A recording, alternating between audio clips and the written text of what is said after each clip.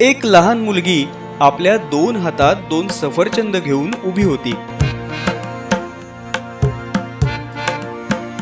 इतक्यात तिची आई तिथं आली.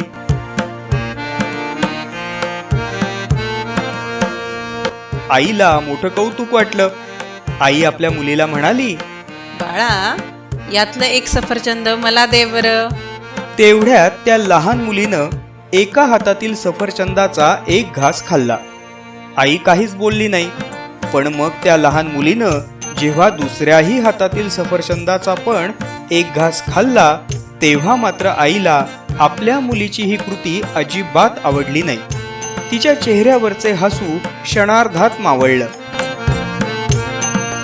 इतक्यात त्या लहान मुलीनं दोन्ही खाल्लेल्या सफरचंदांपैकी एक सफरचंद पुढं केलं आणि ती आईला म्हणाली, आई, तू हे सफरचंद घे, हे जास्त गोड आहे.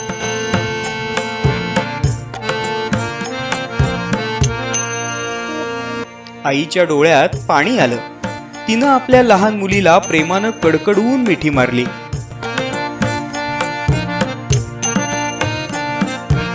प्रत्येक वेळेस आपले समोरच्या व्यक्तीच्या कृतीबद्दलचे निष्कर्ष हे बरोबरच असतील असं नाही.